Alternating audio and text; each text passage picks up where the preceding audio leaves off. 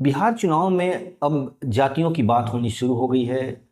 कोई सवर्ण एकता की बात कर रहा है, कोई ओबीसी एकता की बात कर रहा है, कोई अति पिछड़ों का नेता बनने की कोशिश कर रहा है, कोई दलितों की बात कर रहा है, कोई महादलितों की बात कर रहा है। सच्चाई तो ये है कि बिहार में ये जितने, चाहे ओबीसी हो, सवर्ण हो या अति पिछड़ा हो, दलित हो, महादलित हो, ये एक फेक नैरेटिव है। ये अलग अलग ब्लॉक्स हैं जिनके अंदर अलग अलग जातियां छिपी हुई हैं। यानी ये अंगूर के गुच्छे हैं जिसमें बहुत सारी अंगूर हैं और सभी अंगूर अपने आप को राजनीतिक रूप से ताकतवर होना चाहती हैं। जिस सवर्ण एकता की बात की जाती है ये अक्सर 1990 के बाद शुरू हुआ था, और 1990 के पहले भूमिहार और राजपूत और ब्राह्मणों के बीच में आपसी काफ़ी मतभेद थे और राजनीतिक रूप से इनमें प्रतिद्वंदिता हमेशा बनी रहती थी। 90 के दशक के बाद ओबीसी की बात आई तो ओबीसी में 3 जातियां उभर के आईं, खासतौर पर यादव, कोयरी और कुर्मी।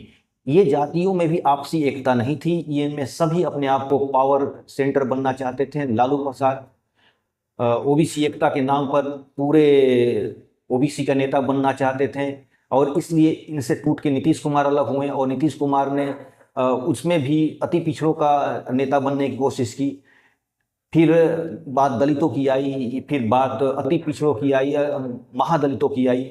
लेकिन कुल मिलाकर ये सब एक फेक नैरेटिव है जो चुनाव के समय चलाया जाता है कि ओबीसी एकता, सवर्ण एकता, लेकिन कोई एकता नाम की चीज़ नहीं। हर ग्रुप्स में आपसी मतभेद हैं, ओबीसी के अंदर आपसी राजनीतिक मतभेद हैं। हर जातियां अपने आप को वर्चस्व में आना चाहती हैं, हर जातियां अपने आप को राजनीति की पावर सेंटर बनना चाहती हैं। सवर्णों में भी, चाहे ब्राह्मण हो, भूमिहार और राजपूत हो, सब के सब आपसी प्रतिद्वंदी हैं, बनना रहते हैं और सभी को चाहते हैं कि हम नेता बने।